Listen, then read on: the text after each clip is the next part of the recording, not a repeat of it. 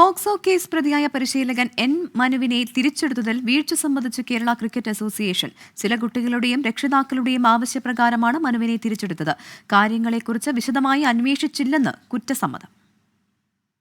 ഇവിടെ ഞങ്ങൾക്ക് ഒരു വീഴ്ച KCAക്ക് വീഴ്ച പറ്റിയിട്ടുണ്ട്. ഇല്ല ഞങ്ങളിൽ നിന്നും അല്ലെങ്കിൽ ഞങ്ങളിൽ നിന്ന് മാറി നിൽക്കുന്നു അല്ലെങ്കിൽ മനുവിനെ പ്രൊട്ടക്ട് ചെയ്യാൻ വേണ്ടിയിട്ടുള്ള മീറ്റിംഗ് അല്ല, വീഴ്ച പറ്റിയിട്ടുണ്ട്, ഞങ്ങൾ സമ്മതിക്കുന്നു. അന്ന് ഞങ്ങൾക്ക് പറ്റിയ വീഴ്ച ഞങ്ങളുടെ അറിവില്ലായ്മ കൊണ്ടാകാതിരിക്കാം.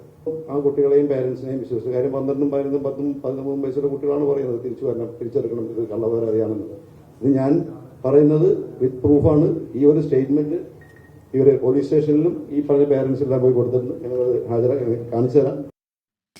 വിവരങ്ങളുമായി ഹരികൃഷ്ണൻ ചേരുന്നുണ്ട് തിരുവനന്തപുരത്ത് നിന്ന്. ഹരികൃഷ്ണൻ, കുറ്റസമ്മതം നടത്തുന്നുണ്ട്, ഇനി എന്ത് നടപടി ഉണ്ടാകുമെന്ന് അവർ വ്യക്തമാക്കുന്നുണ്ടോ?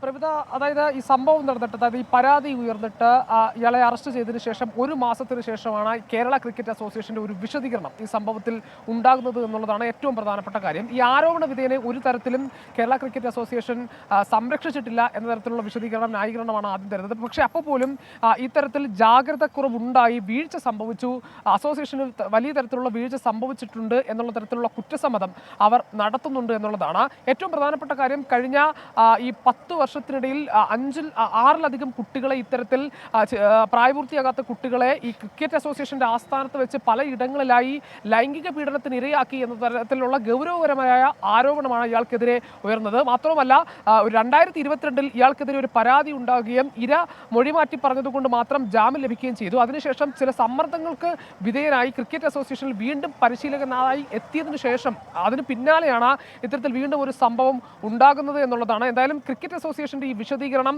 അത് എത്രത്തോളം വിശദീകരിക്കാൻ കഴിയുന്നുണ്ട് അവർക്ക് ഈ സംഭവത്തിൽ എന്നുള്ളതാണ് ഏറ്റവും പ്രധാനപ്പെട്ട കാര്യം. വീഴ്ച സമ്മതിക്കുന്നുണ്ടെങ്കിലും ഇത്തരത്തിൽ വലിയ ജാഗ്രത കുറവ് ക്രിക്കറ്റ് അസോസിയേഷന്റെ ഭാഗത്ത് നിന്ന് ഉണ്ടായി എന്നുള്ളത് തന്നെയാണ് അവർ തന്നെ വിശദീകരിക്കുന്നത്. പ്രവിത, ശരി. പോക്സോ കേസ് പ്രതിയായ പരിശീലകൻ എം മനുവിനെ തിരിച്ചെടുത്തതിൽ വീഴ്ച സമ്മതിച്ചിരിക്കുകയാണ് കേരള ക്രിക്കറ്റ് അസോസിയേഷൻ.